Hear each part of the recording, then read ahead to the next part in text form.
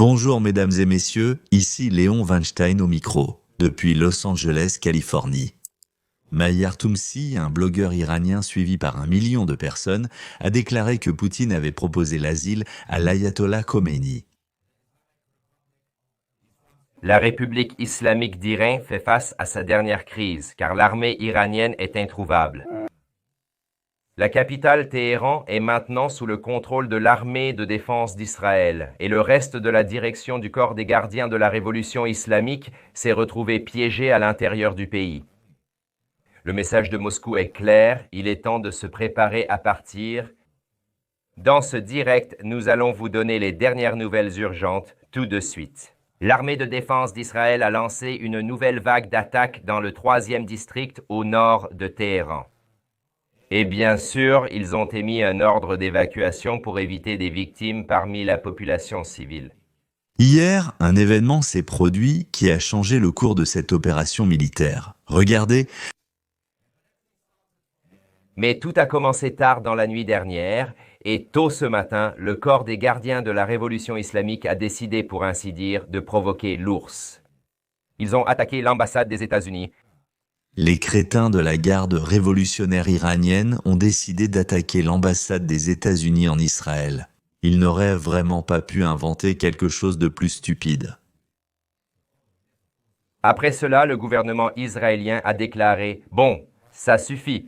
Maintenant, il ne s'agit plus simplement de réduire la menace de la République islamique. Maintenant, il s'agit d'un changement de régime.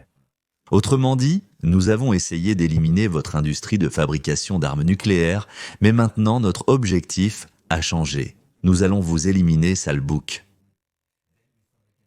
Ensuite, nous avons commencé à recevoir des mises à jour sur ce qui se passe avec Vladimir Poutine et Ali Khamenei. Oui, eh bien, il y a une certaine réaction concernant ce dont ils ont parlé, et cela concerne le plan de sortie.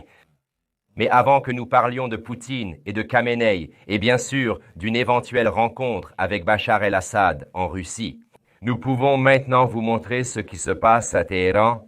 Comme les vidéos arrivent en direct et sont toutes récentes, la première série d'explosions sur l'autoroute du sud de Téhéran.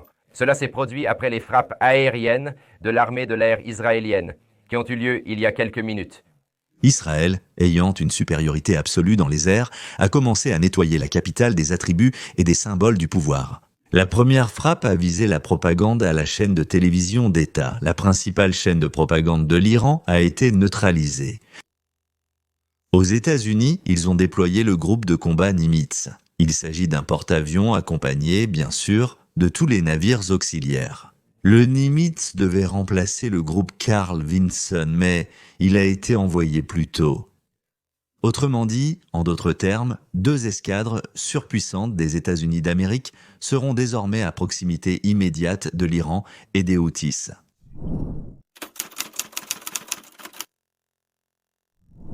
L'Iran s'est adressé au Qatar, à Oman, même à l'Arabie Saoudite, c'est-à-dire à son ennemi juré, en leur demandant de convaincre les États-Unis de ne pas entrer en conflit du côté d'Israël, c'est-à-dire de ne pas participer activement au conflit. Tout le monde comprend que les États-Unis aident Israël depuis déjà assez longtemps, probablement depuis la création de l'équipe de Donald Trump. Mais ils demandent aux Américains de ne pas survoler et de ne pas bombarder l'Iran avec leurs avions. Il y a une raison. À ce sujet, l'Iran a annoncé qu'il demandait un cessez-le-feu et qu'il était prêt à faire preuve de plus de souplesse concernant son programme d'armes nucléaires.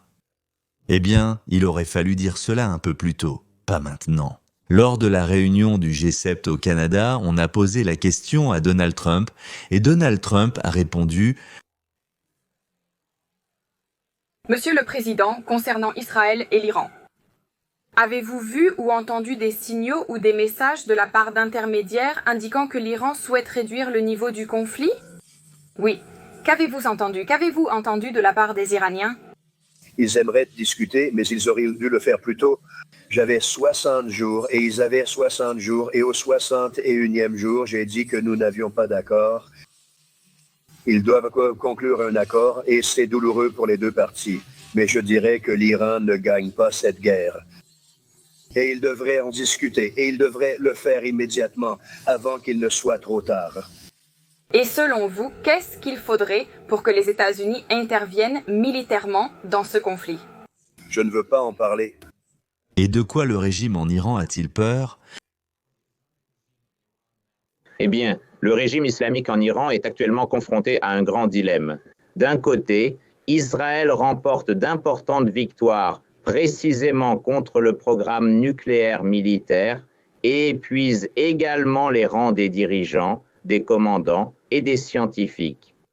D'un autre côté, le régime refuse de s'asseoir à la table des négociations avec de réelles concessions significatives pour dialoguer avec l'administration Trump. Donc maintenant, les Israéliens, vous savez, exercent une pression sur ce régime, réduisent son influence.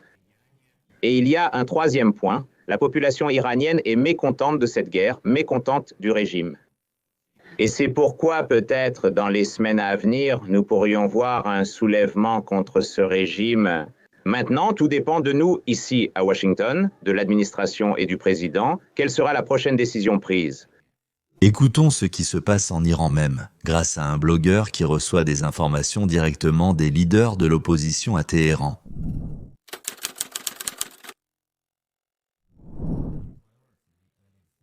Ce matin, la priorité pour les Israéliens était d'attaquer le système de défense antiaérienne. Il leur reste encore des choses, mais pas à Kiev. Elles sont dispersées dans tout le pays, mais il en va de même pour les lanceurs de missiles balistiques. Le régime iranien n'a plus d'armée en ce moment. On ne voit l'armée nulle part. Tout ce qu'ils ont contre Israël, ce sont des missiles balistiques. Les missiles, c'est tout ce qu'ils ont. C'est pourquoi ils essaient de les mobiliser. Ils continuent de les déplacer en utilisant différents camions pour les mobiliser. Et bien sûr, Tsahal les frappe, mais ils vont dans des endroits aléatoires, dans les montagnes, dans le désert, pour attaquer Israël depuis ce lieu, et ils souhaitent réitérer. Dans les prochaines minutes, les gardiens de la révolution lanceront des missiles en direction d'Israël. Mais en ce qui concerne le plan de sortie, Moscou a déjà envoyé un message. Les conseillers du guide suprême Ali Khamenei sont déjà en pourparlers avec les Russes pour lui assurer un refuge. Bien sûr, dans un avenir proche, car le régime craint un effondrement total. L'idée était que Poutine devait s'adresser à Netanyahou en disant « Nous devons laisser-le partir, permettez-lui de partir, etc. Récupérons-le et le régime disparaîtra. » Poutine a appelé Trump et a passé 1 heure au téléphone avec lui. Poutine s'est proposé comme médiateur entre Israël et l'Iran et Trump a dit « Eh bien, pourquoi pas ? Je pense qu'Israël ne sera pas contre. » Mais pour commencer, Israël veut éliminer totalement le programme nucléaire iranien, je tiens à le préciser. Les habitants du pays fuient dans toutes les directions, personne ne sait ce qu'Ayatollah et la garde islamique vont encore inventer. Pendant ce temps, personne n'a vraiment demandé. Pendant ce temps, même si personne ne leur a vraiment demandé, le Pakistan panique à la frontière, alors ils ont décidé de fermer leur frontière avec l'Iran. Après ce qui s'est passé hier, lorsque le régime iranien est allé faire des déclarations, le Pakistan nous a dit qu'il voulait venir nous soutenir et qu'il voulait lancer une frappe nucléaire contre Israël. Et tout ça, le gouvernement pakistanais a paniqué. Ils ont dit « Nous n'avons rien fait, nous n'avons rien dit, je ne sais pas de quoi ils parlent. » Maintenant, ils veulent s'assurer que les gens ne traversent vraiment pas la frontière, donc ils ont fermé leurs frontières. Les gens dans les régions du sud-est de Téhéran et de l'Iran ne peuvent plus utiliser cette frontière. La Chine, la Russie et le Pakistan refusent d'intervenir.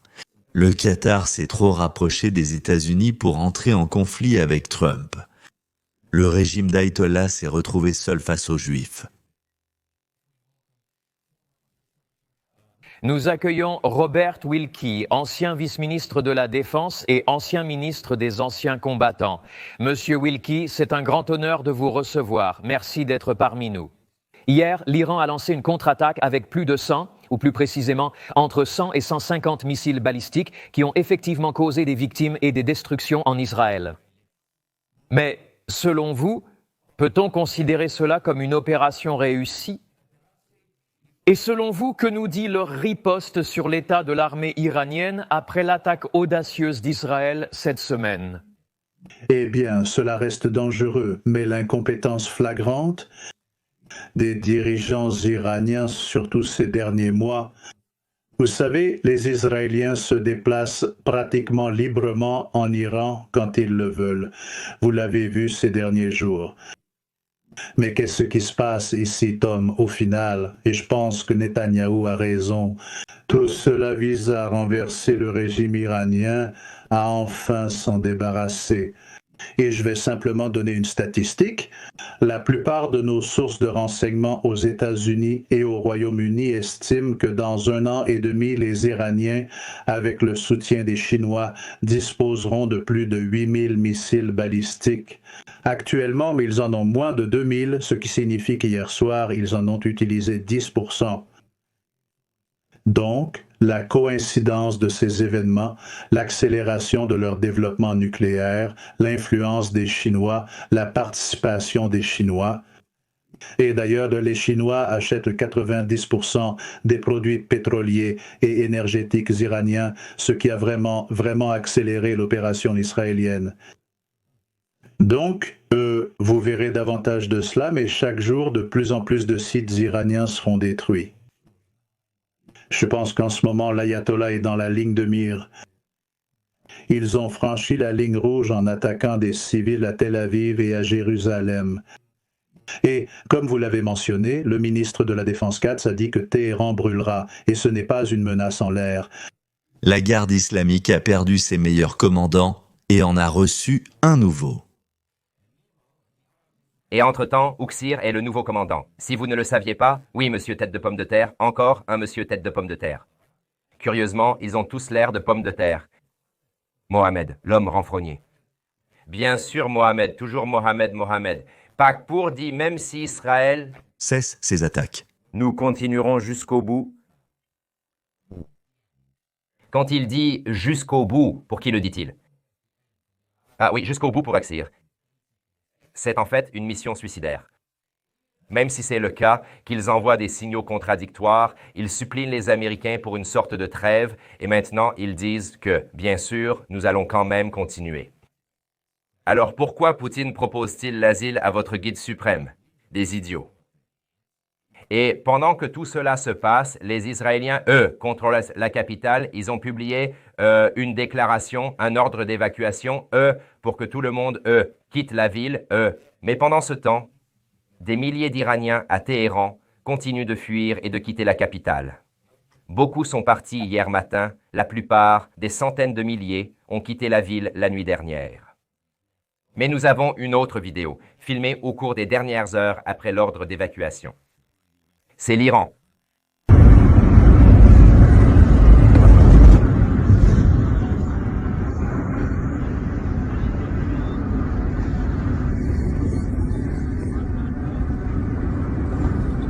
Parce que cette guerre n'est plus une guerre ordinaire. Ce n'est même pas comme la Russie et l'Ukraine, où vous avez une véritable armée contre une armée. Le régime iranien, on ne sait pas où se trouve l'armée, où est l'armée. Donc, tout ce que vous avez, en fait, c'est le corps des gardiens de la révolution islamique. Des miliciens qui circulent principalement dans des camions avec des lanceurs de missiles balistiques sur le toit et qui attaquent simplement Israël, c'est tout ce qu'ils font. Ils n'ont que des missiles, rien d'autre. En vérité, nous ignorons qui est aux commandes. Donc, il n'y a absolument personne qui dirige dans la capitale. Tout a complètement disparu là-bas. Nous ne savons même pas où se trouve la direction. Désormais, ils se dissimulent dans les zones résidentielles. Il y a maintenant beaucoup de bâtiments que les Israéliens devront frapper pour éliminer la menace imminente. Nous venons de recevoir une mise à jour des nouvelles urgentes de Téhéran. On peut entendre et voir de puissantes explosions en ce moment. Passons rapidement à cette vidéo. Cela se passe dans la partie nord de la capitale.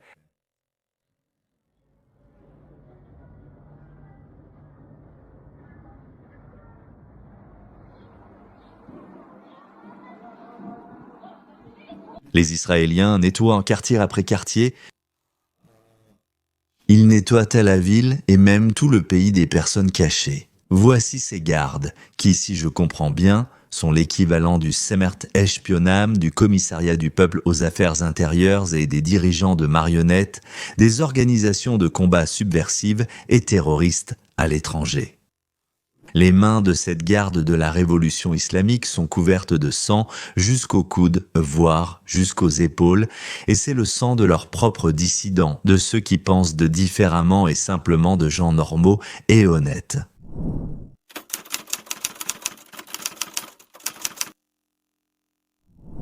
La dernière séance du Parlement du pays a eu lieu, après quoi tous les parlementaires ont fui Téhéran. Qui était parti où?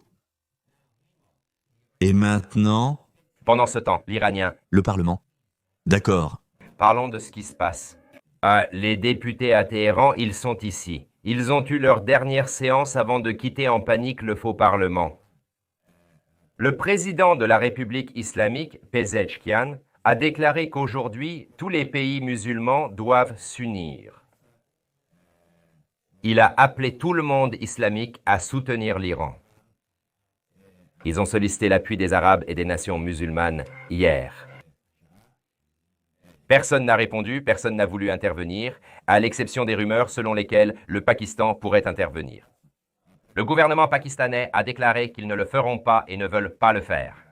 Aujourd'hui au Parlement, bien qu'aucun pays arabe ne se soit joint à l'Iran pour détruire la nation juive, les députés ont commencé à scander « Pakistan, Pakistan, c'est étrange ». Je demande à la République islamique de m'aider. Hier, à l'Assemblée de la République islamique du Pakistan, ils ont provoqué un mouvement politique d'Israël pour un conflit avec l'Iran. Et dans tous les Jeiga, Eikan, Yazbeh, Shabo, Mahambu,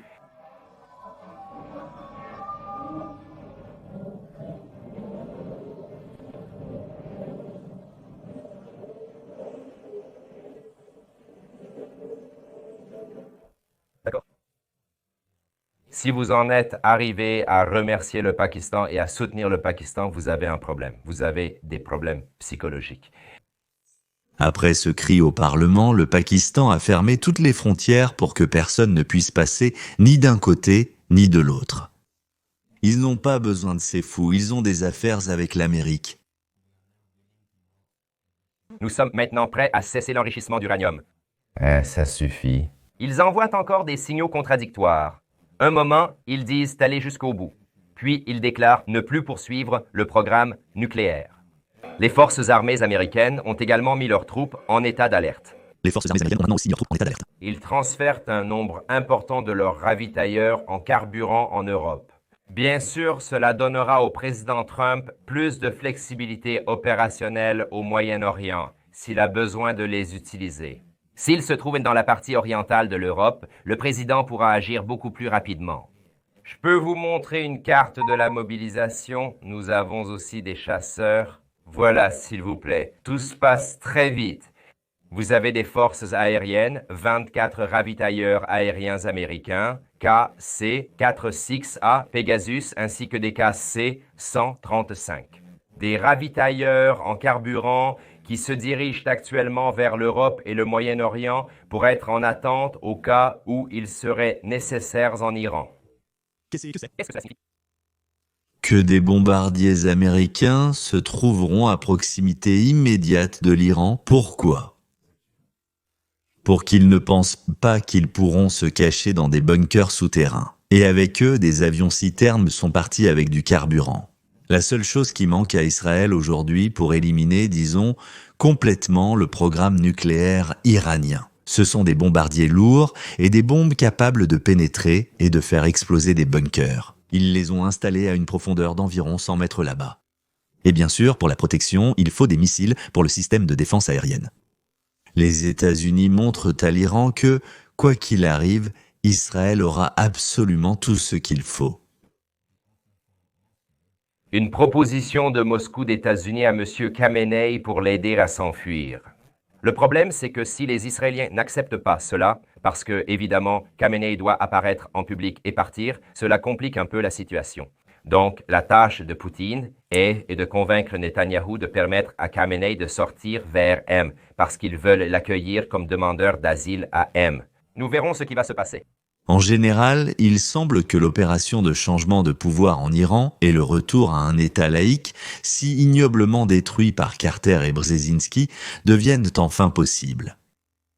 Carter a chassé le chat de là-bas par la calomnie et l'a amené en Iran.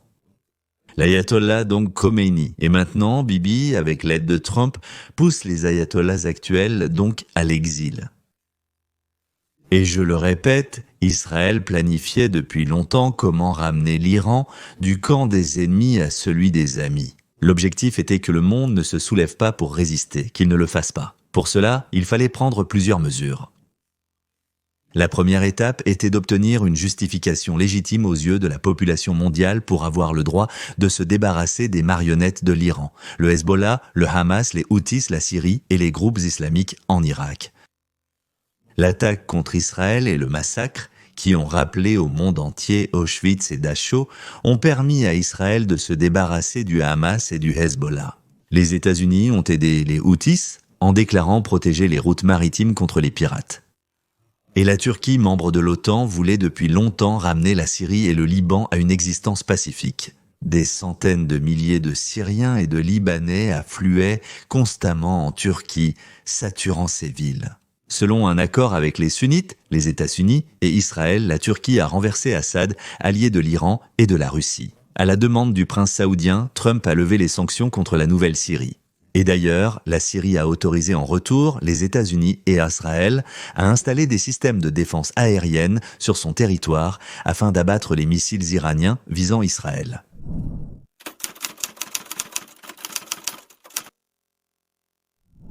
Ayant éliminé le danger d'une attaque dans le dos, Israël a commencé à se préparer à une opération de purification de l'Iran. Et lorsque Donald Trump a donné au Mollah un délai de 60 jours en disant qu'il fallait un accord de paix, messieurs, sinon ça se passerait mal là-bas, ou comme il l'a écrit, sinon ça se passerait mal, oui. Et donc le début de l'opération israélienne était inévitable. S'il n'y a pas d'accord de paix, alors ce sera le jour numéro 61. Et ce jour-là, l'Iran s'est senti mal. L'arrêt des hostilités entre l'Inde et le Pakistan et les négociations secrètes ultérieures des États-Unis avec le Pakistan ont placé Islamabad devant un choix. Êtes-vous avec les États-Unis ou contre eux? Et les Pakistanais intelligents n'avaient vraiment pas envie de choisir l'Iran. Dans cette situation, l'argent à gagner sur l'idéologie, c'est l'impression que j'en ai. L'intérêt à triompher des discours théoriques. La Chine, qui il y a encore un an prévoyait de livrer à l'Iran jusqu'à 6000 missiles balistiques pour porter leur arsenal à 8000, est aujourd'hui en agonie. À cause des droits de douane des États-Unis et de l'Europe, oui, de l'Europe aussi, qui l'a poussé par ses mensonges et ses tromperies au point qu'ils se sont joints à Trump dans ce domaine. La Chine n'est pas en état d'envoyer à qui que ce soit 6000 missiles balistiques, elle essaie simplement de survivre en ce moment.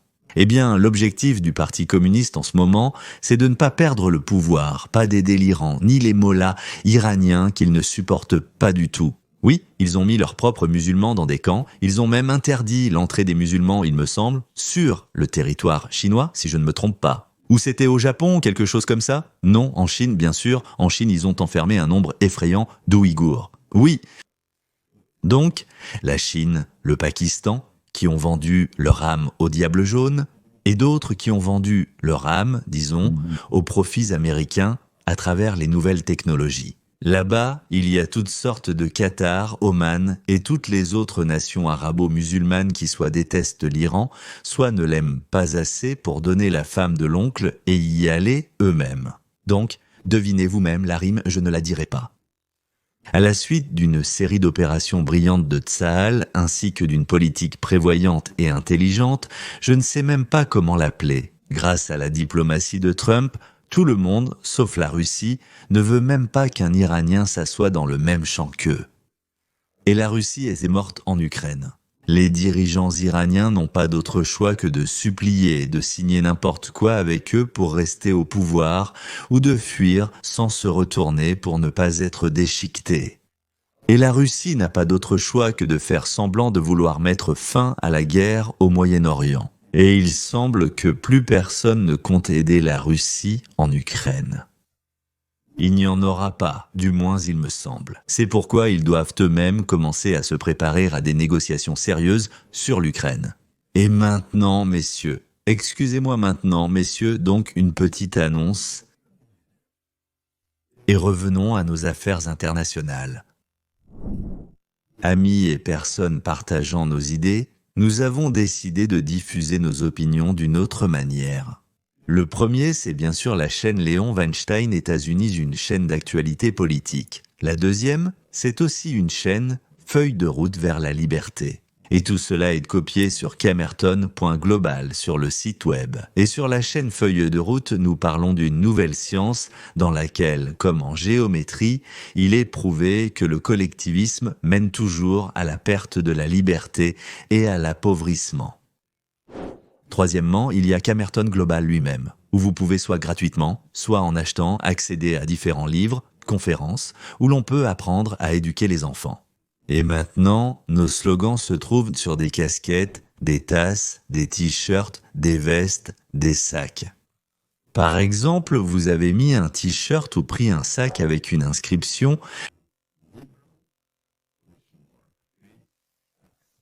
c'est-à-dire « Tu es un libéral ? Alors paye tes impôts » ou une tasse avec l'inscription « Freedom of my speech » « Liberté de ma parole », un sac.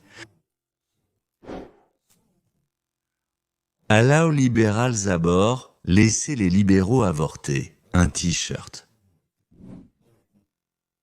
Marx aimait les impôts, moi non. C'est-à-dire, Marx aimait les impôts, d'ailleurs il ne les payait pas, et moi je n'aime pas ça.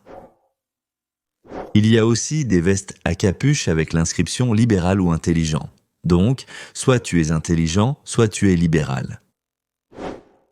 Vos amis vont sûrement apprécier un sac avec l'inscription « Way more equal than you ». Je suis bien plus égal que toi ou que tous les autres, d'ailleurs. Et vos enfants, les libéraux, peuvent être heureux. Sous l'arche, avec l'inscription « Tolerance is overrated », l'importance de la tolérance est grandement exagérée. Chaque fois que vous regardez une vidéo sur cette chaîne, en bas sous la description, il y a une boutique avec ses objets amusants et d'autres. L'assortiment sera continuellement enrichi. Si vous avez des suggestions d'inscriptions pertinentes, partagez-les dans les commentaires. Si nous acceptons l'une de vos propositions, vous recevrez de notre part un sac et une tasse avec l'inscription que vous avez proposée en cadeau. Regardez tout de suite, lorsque vous aurez fini de regarder cette vidéo, jetez un œil à la boutique Elect eShop comme on l'appelle. Oui, mais j'espère que ce que vous y trouverez vous plaira. Mesdames et messieurs, tous les revenus que nous y gagnons servent aux besoins de la chaîne. Passons à un autre sujet qui nous préoccupe, l'Ukraine, la Russie, le Parti démocrate, Clinton et Obama, et ainsi de suite, tout cela est lié en un seul nœud. Je vais vous montrer des extraits d'une interview de Stephen Gardner que je vous ai déjà montré plusieurs fois avec le docteur Jérôme Corsi. C'est un auteur très connu aux États-Unis, avec plusieurs best-sellers à son actif, notamment donc Obama Nation, ce qui se traduit par « La nation d'Obama ». Mais tous ceux qui lisent en anglais savent que Obama Nation ressemble un peu à Diabomination, ce qui signifie une horreur. Il a écrit un livre intitulé Obama Nation, de manière à ce que tous comprennent qu'il l'a appelé Abomination. On a essayé de le poursuivre en justice, de le faire chanter. D'ailleurs, il a écrit beaucoup de livres et de best-sellers. On a essayé de l'accuser de liens avec Snowden, avec Singe et avec des ultras super conservateurs. On ne sait pas vraiment ce que c'est avec des organisations clandestines ou quelque chose comme ça. Qu'il ait raison ou non concernant ces accusations contre Obama, je ne sais pas. Mais il est plein de faits et raconte toujours quelque chose d'intéressant et, du moins, pour moi, d'inconnu. J'ai comme invité le docteur Jérôme Corsi. Docteur ? Corsi, merci d'être là. Steven, c'est toujours un plaisir d'être avec vous. J'attends cela avec impatience. Merci. Non, je vais être direct. Mais je pense que vous et moi partageons le même point de vue concernant la guerre entre la Russie et l'Ukraine. Je n'ai aucun intérêt personnel dans ce conflit. Je veux simplement que les tueries cessent. Je pense que la Russie est en train de gagner et qu'elle gagnera. Je pense que Zelensky agit de façon stupide en prolongeant la guerre et en laissant son peuple souffrir. Le président Trump a dit aujourd'hui quelque chose d'intéressant à propos d'Obama et de la Russie. Et permettez-moi d'afficher cela à l'écran et voyons, discutons-en. J'attends cela avec impatience. Avant, on l'appelait Monsieur Barack Obama et Monsieur un homme nommé Trudeau. Il ne voulait pas que la Russie en fasse partie. Et je dirais que c'était une erreur parce que je pense qu'il n'y aurait pas eu de guerre si la Russie en avait fait partie et il n'y aurait pas eu de guerre si Trump avait été président il y a 4 ans. Mais tout s'est passé autrement. Avant, c'était le G8 et maintenant, il semble que cela remonte à longtemps, mais il y a 9 ans, 8 ans, tout a changé. Ils ont exclu la Russie. Et j'affirmais que c'était une très grosse erreur. Même si à l'époque, je ne faisais pas de politique, je m'exprimais très fort à ce sujet. Et c'était une erreur parce que vous passez tellement de temps à discuter de la Russie alors qu'elle n'est plus à la table des négociations et à cause de cela, tout devient plus compliqué. Mais il n'y aurait pas eu de guerre. En dehors de cela, je pense que nous pourrons accomplir beaucoup. D'accord. Donc, le président Trump est convaincu que si les élections n'avaient pas été truquées, il serait président, cette guerre n'aurait pas eu lieu et des millions de personnes seraient encore en vie. Mais aujourd'hui, il dit, regardez ce qu'a fait Obama. Ils ont exclu la Russie du G8. Cela ne fait pas que Poutine ou la Russie se sentent bien ou valorisés. Et ensuite, nous commençons à exercer toute cette pression sur eux à travers l'Ukraine. Il n'est pas surprenant que cette guerre ait éclaté. Nous avons déjà parlé du fait que cette guerre ne se terminera pas tant que Poutine et Trump ne pourront pas se rencontrer. Maintenant, moi, j'y crois. Mais je pense que Zelensky et d'autres en Europe essaient de faire pression sur Trump pour qu'il accorde plus d'argent. Ils essaient de continuer cette guerre. Qu'en pensez-vous? Eh bien, moi, je veux dire, tout d'abord, je suis d'accord avec votre analyse. Je pense en fait que Obama, Hillary Clinton et Joe Biden sont à l'origine de cette guerre. Ce livre, juste ici, il s'appelle « Provoquer, compris ?» et son auteur, Scott Wharton. C'est un livre de près de 1000, plus précisément, de plus de 600 pages. Une analyse minutieusement documentée de la façon dont Washington a déclenché une nouvelle guerre froide avec la Russie et la catastrophe en Ukraine. Donc, je connais depuis longtemps cette corruption et ces mensonges d'Hillary Clinton. À partir d'environ 2013, lorsqu'Obama lui a permis d'avoir son propre serveur de messagerie personnelle, Obama avait même son propre identifiant secret et une adresse email électronique sur le serveur personnel d'Hillary. Et Bill et Hillary géraient aidé la fondation Clinton pour l'argent pendant qu'elle était secrétaire d'État, et Obama lui a permis de le faire afin qu'il puisse s'enrichir. Ils recevirent de l'argent de Pinchuk, un oligarque ukrainien. Et le département d'État faisait tout son possible avec Soros pour organiser des révolutions de couleur en Ukraine et renverser Yanukovych, qui était le président pro-russe de l'Ukraine. Il dit des choses que nous connaissons bien. Donc, Hillary, lorsqu'elle était secrétaire d'État, acceptait de l'argent de pays auxquels les États-Unis rendaient ensuite certains services. C'est-à-dire qu'elle prenait de l'argent pour elle-même, en privé comme on dit. Et une partie de cet argent, avec l'argent de Soros, a servi à organiser le Maïdan en Ukraine, c'est-à-dire une soi-disant révolution populaire pour renverser le président pro-russe Yanukovych. Et nous avons créé des biolaboratoires en Ukraine, comme celui de Wuhan. Nous avions 35 stations de la CIA à la frontière russe pour des missions. Des rumeurs circulaient, mais je n'en ai personnellement pas vu la confirmation. Et sous Trump, rien de tout cela n'a émergé. Mais peut-être que Corsi a ses propres preuves.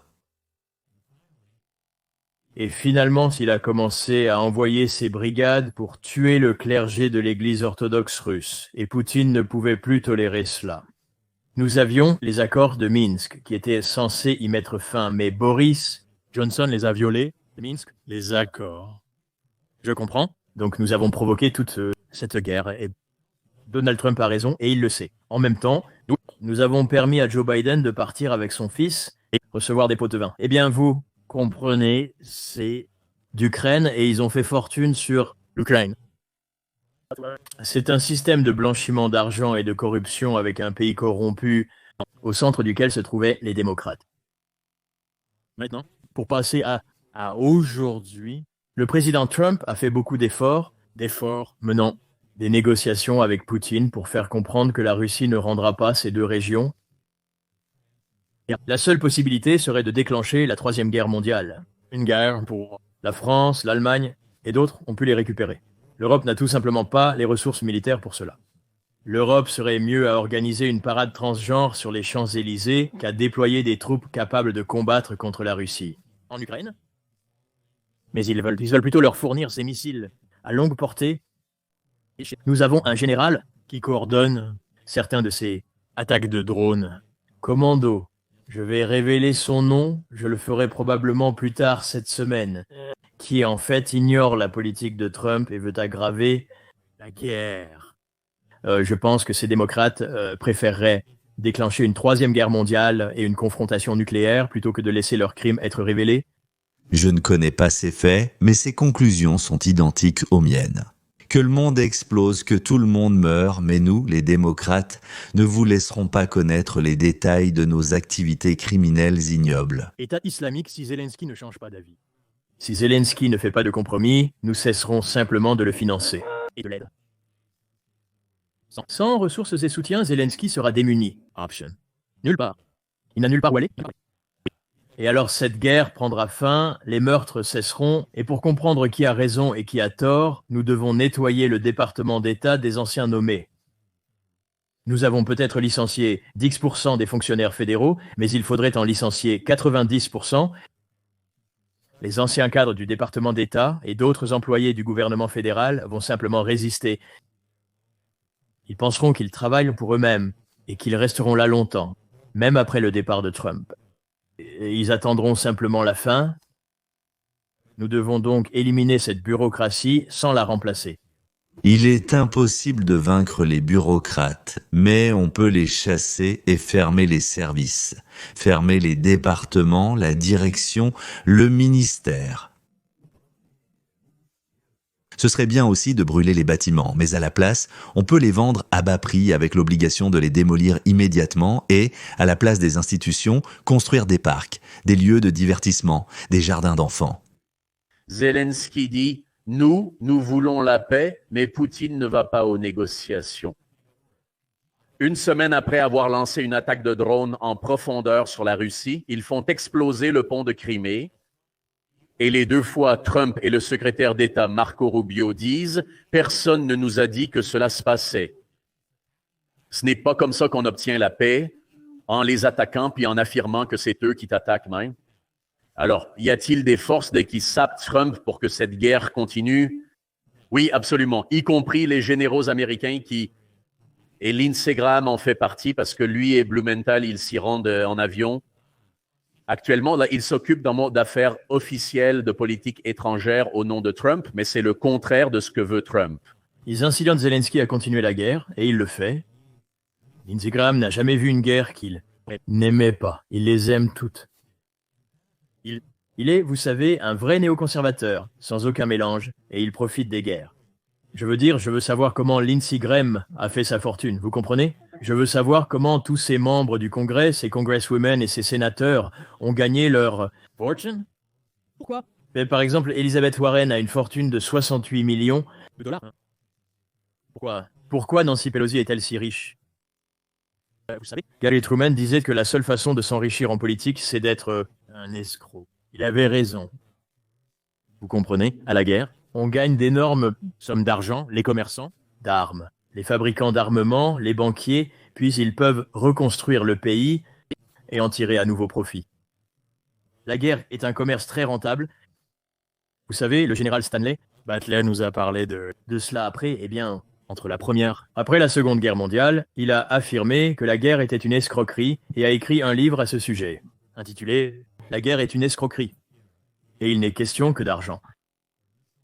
Voilà, le président Trump et Poutine peuvent mettre fin à cette guerre, mais chaque fois que Zelensky reçoit des drones ou des missiles, il veut continuer la guerre. Je veux dire, il envoyait sa femme faire du shopping pour des bijoux à des millions. Je ne sais même pas combien de manoirs il possède à travers le monde. Et il sera probablement tué par les oligarques ukrainiens qui pensent qu'ils possèdent les ressources naturelles, les terres, les minéraux les plus rares d'Ukraine, et non les États-Unis. Si Zelensky ne continue pas, qu'il est un mort en sursis, condamné par ses ennemis, il poursuit une guerre qui, selon Donald Trump, n'aurait jamais dû débuter. Quelqu'un, quelque part, finira par s'occuper de lui. Je ne connaissais pas cette expression. La seule façon de devenir riche en étant politicien, c'est d'être un escroc. Eh bien, c'est beau, et surtout, c'est vrai, non? J'ai toujours parlé des oligarques qui ne voulaient pas donner les minéraux à l'Amérique, des généraux et des sénateurs américains qui gagnent de l'argent grâce à la guerre. Eh bien, c'est clair, oui. Certains gagnent de l'argent grâce à la guerre, d'autres grâce aux médicaments. Chez nous, c'est un mélange des deux. J'achèterai absolument le livre « La guerre est un racket » du général Butler. J'en ai entendu parler, mais j'avais oublié. Le général analyse pas à pas la motivation et les actions des politiciens et des partis impliqués dans la Première Guerre mondiale. Et il avertit que la guerre est tellement profitable que l'armée et l'État ne pourront pas vivre longtemps sans elle. Et c'était la même chose, vous savez, avec Obama et John Kerry qui envoyaient des avions remplis d'argent liquide et d'euros parce que nous n'avions pas assez de dollars, ils avaient besoin d'euros. Nous leur avons envoyé des euros et des avions cargo remplis d'argent pour apaiser l'Iran. Selon l'accord conclu par John Kerry, qui a essentiellement permis à l'Iran d'enrichir de l'uranium à un niveau militaire, mais seulement après le départ d'Obama de son poste. Et Trump comprend que le problème au Moyen-Orient a toujours été l'Iran. J'ai écrit un livre intitulé « Iran atomique » en 2006. Depuis, je me suis rendu en Israël et ai échangé de nombreuses fois avec le gouvernement, même avant cela. Et c'était constamment un sujet, que l'Iran atteindrait le point où il serait prêt à livrer des armes nucléaires. Il pourrait déjà fabriquer 2 bombes en ce moment. Israël ne pouvait pas attendre. J'ai écrit un livre intitulé « Pourquoi Israël ne peut-il pas attendre ?» Un jour viendra où Israël n'aura pas d'autre choix que d'attaquer. Sinon, une seule bombe nucléaire au-dessus de Tel Aviv détruirait l'État juif moderne tel que nous le connaissons.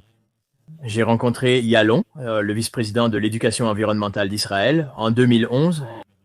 Il a dit « Docteur Corsi, nous ferons tout pour protéger l'État juif, quelles qu'en soient les conséquences.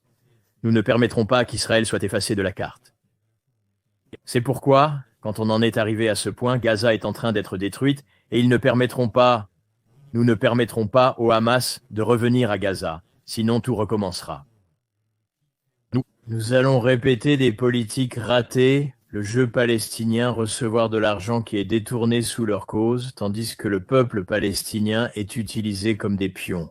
L'anti-américanisme du Hezbollah au Liban et les rebelles Houthis au Yémen ont tous été en grande partie neutralisés.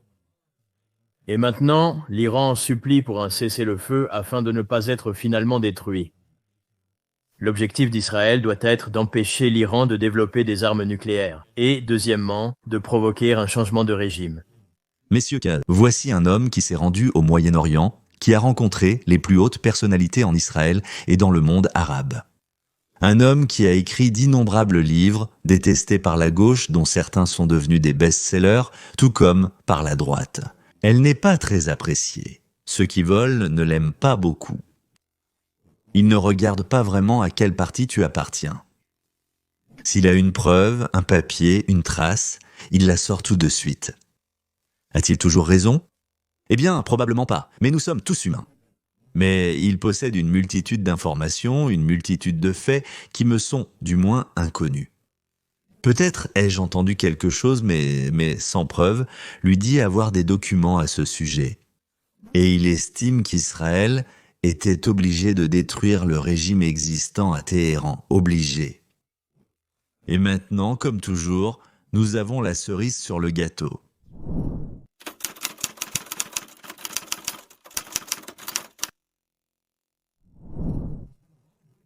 Il y en avait beaucoup. De bon.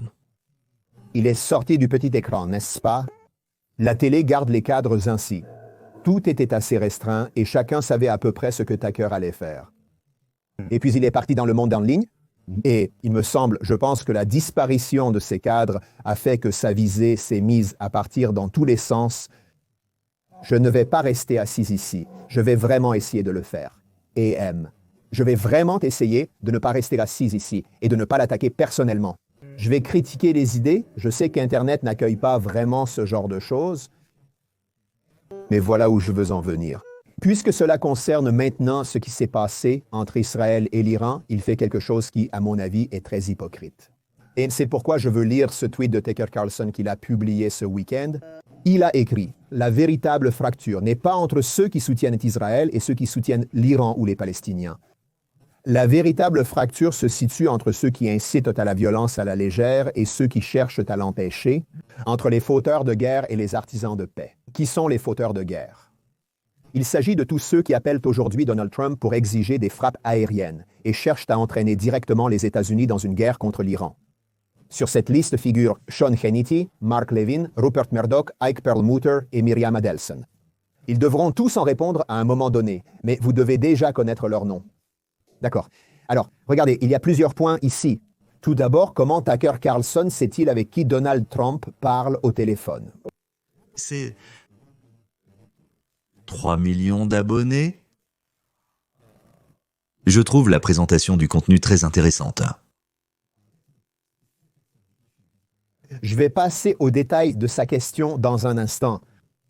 Mais cela signifie que quelqu'un à la Maison-Blanche divulgue les conversations téléphoniques de Donald Trump à Tucker Carlson, et Tucker Carlson révèle cette information tout à fait calmement. Il ne se contente pas de garder cela pour lui, ayant une source à la Maison-Blanche, il le publie ensuite. Donc tout d'abord, Trump devrait, il doit. Il faut découvrir qui divulgue ces conversations téléphoniques. Avec le président. Le président des États-Unis peut recevoir des appels de n'importe qui, mais quelqu'un de son entourage transmet cette information à Tucker qui la publie ensuite. Est-ce que des amis agissent ainsi? C'est l'un des problèmes et Trump ferait mieux d'en être conscient. Vous n'avez pas besoin de fuite, peu importe si elles vont à ou vers Tucker Carlson, vous n'avez pas besoin de fuite. Trump a eu beaucoup de problèmes avec cela lors de la 45e version, la 47e non. Mais cela semble être un énorme problème. Comment Tucker sait-il qu'il lui fournit les informations? Au fait, Tucker, tu ne devineras jamais avec qui Trump a parlé aujourd'hui. Eh bien, avec qui? Je n'avais pas cette information, mais toi, tu l'avais. L'avais-tu? Comment savait-il le contenu de la conversation? Dire que tu veux la paix ne suffit pas à la porter. Il y a des gens malveillants dans le monde. Crois-tu en l'existence du bien et du mal? Je suis convaincu que Tucker croit en l'existence du bien et du mal. Si tu crois qu'il existe le bien et le mal, et qu'il y a une nation qui a fait de la destruction de ton peuple son objectif d'existence, et qui le déclare ouvertement, qui dit « Nous essayons d'obtenir des armes pour le faire », et que ces armées, par procuration, comme le Hezbollah, le Hamas et les Houthis, te bombardent déjà. Tu prendras peut-être cela au sérieux, et si tu es une nation qui est née des cendres de l'Holocauste, tu le prendras probablement 2 fois plus au sérieux, n'est-ce pas? C'est peut-être le cas. Que c'est comme une technique mnémotechnique qu'il utilise. Et malheureusement, beaucoup de gens tombent dans le piège, comme si tu étais soit un fauteur de guerre, soit un pacificateur. En fait, ce sont ceux qui croient en la paix par la force. Winston Churchill, Ronald Reagan. Agir avec détermination dissuade les gens de s'en prendre à vous. Ce sont des choses élémentaires. Et c'est vraiment dommage que Tucker essaie de tout simplifier pour son public de cette manière. Mais je veux vous lire quelque chose qui, à mon avis, est encore plus sournois d'une certaine manière. C'est tiré de la newsletter de Tucker du week-end. Cela pourrait être la dernière lettre avant le début d'une guerre à grande échelle. Je vais passer les 2 premiers paragraphes, vous pouvez les lire si vous le souhaitez, mais je veux passer aux détails et vous verrez la partie que j'ai mise en évidence. Il a écrit « Plus tôt cette semaine, des sources anonymes à Washington ont exprimé leur inquiétude quant à la capacité d'Israël à repousser une contre-attaque. Ce qui conduira inévitablement à ce que Benjamin Netanyahou ordonne aux forces armées américaines d'intervenir et de se battre pour son pays. » Connor, laisse ça à l'écran un instant. Ce que Tucker dit maintenant après Cypra, c'est que Donald Trump ne commande pas l'armée américaine. Il dit quelque chose qui mènera inévitablement à cela. Ce sont ses mots éditoriaux. Benjamin Netanyahou ne va pas ordonner à l'Amérique d'intervenir militairement avec son armée. Benjamin Netanyahou, que vous l'aimiez ou non, ou quoi que vous pensiez de lui, il est le premier ministre d'Israël. Il ne dirige pas l'Amérique. Et si vous pensez qu'il commande d'une manière ou d'une autre à Donald Trump, alors Tucker. Tu as maintenant un problème bien plus sérieux avec Donald Trump et ce n'est clairement pas le cas. Cette idée selon laquelle Israël et les Juifs dirigent le monde, c'est tellement ennuyeux, c'est vraiment ennuyeux et stupide. Oui, le pays et le peuple qui sont censés diriger le monde, c'est justement ce pays dont les frontières ont été pillées, où il y a moins de 2 ans, 2000 personnes ont été tuées, où des roquettes tombent constamment et dont les otages sont toujours retenus à Gaza. Il dirige le monde. C'est le seul pays qui subit le plus d'attaques et qui est obligé de vivre sous une menace constante. Il dirige le monde, mais je pense que les actes de Tucker sont extrêmement dangereux. Il a non seulement divulgué des informations auxquelles il avait accès, mais on ne sait pas s'il y a un espion dans le bureau de Trump. Mais ensuite, il dit à son public que Netanyahou va donner des ordres à l'armée américaine. Ce n'est pas vrai et tu le sais. Tu ne peux pas faire ça. Je veux maintenant relier cela à la réaction de Trump en tant que leader de Make America Great Again. Je dois intervenir ici. Je ne soupçonnais pas que Tucker soit antisémite. Je suis sûr qu'il a quelques amis juifs. Et bien sûr, ce sont de braves types. Et les autres juifs, eux, ont saisi le monde entier avec leurs sales pattes ou tentacules. On peut le décrire de différentes façons. Ils ont tout enveloppé et boivent de le sang des paysans ou des musulmans, selon ce qui leur tombe sous la main en premier.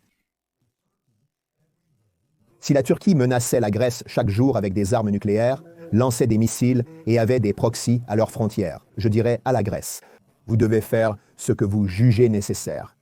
Cela s'appliquerait à tout autre pays. L'Amérique doit-elle aider à une position défensive ou simplement adopter une position morale à l'Organisation des Nations Unies? Ce sont des questions secondaires et je pense vraiment que vous devez aider vos alliés dans de telles situations.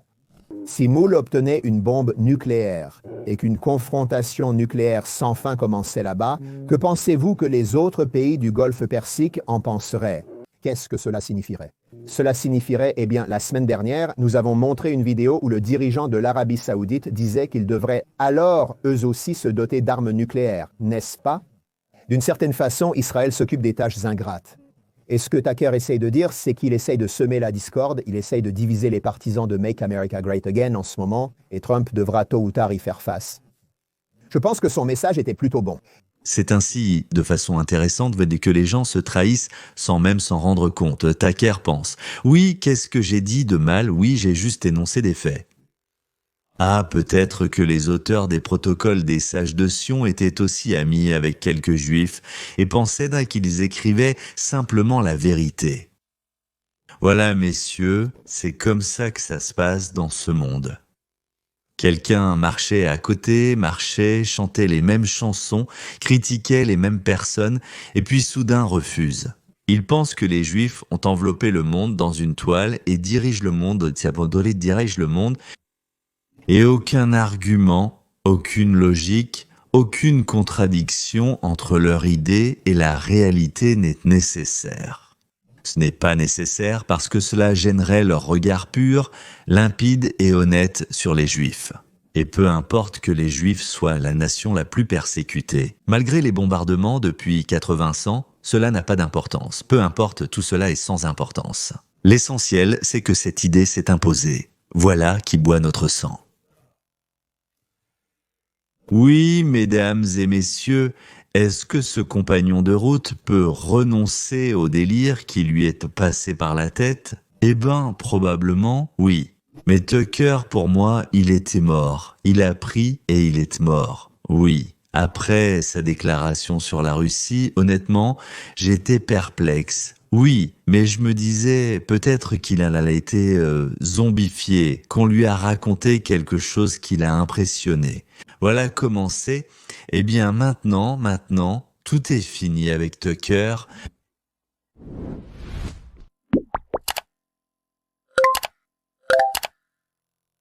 Sous-titres créés par